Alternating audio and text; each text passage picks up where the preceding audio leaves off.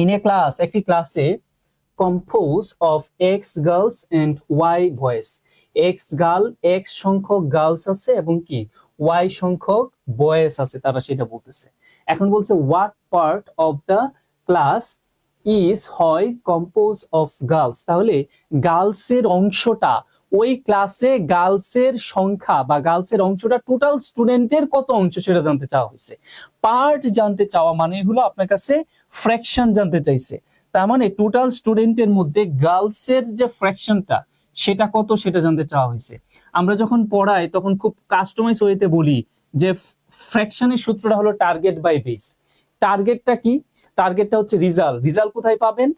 Auxiliary ভার্বের পরে যেটা থাকে সেটাই হচ্ছে আমার রিজাল্ট। এখন এগুলো অনেকে বুঝে না, যে বাংলা ভাবার্থ করতে পারে না, তাদের জন্য আমরা কিছু টিক্স অ্যাপ্লাই করি। দেখেন ইস অক্সিলারি ভার্ব কি? ইস এর পরে যা থাকবে তাই হচ্ছে আমাদের টার্গেট। কি আছে? গার্লস আছে। তাহলে আমরা যদি বলি এখানে আমাদের আনসারটা কি হবে? পার্ট যেহেতু বের করতে বলছে গার্লস এর পার্ট, তাহলে আমাদের উপরে হবে গার্লস। তাহলে গার্লস এর সংখ্যা কত? এই যে অক্সিলারি পরে কি আছে? গার্লস আছে, গার্লস এর সংখ্যাটা হচ্ছে এক্স। আর নিচে মানে আমাদের বেসটা কি হবে? বেসটা হবে হোয়াট পার্ট অফ, এরপরে যা থাকে তাই কি হবে? বেস হবে। দেখেন হোয়াট পার্ট অফ, এরপরে কি লেখা আছে? এরপরে লেখা আছে হচ্ছে দা ক্লাস। তাহলে দা ক্লাস মানে কি? যে ক্লাসে স্টুডেন্ট রিপ্রেজেন্ট করতেছে।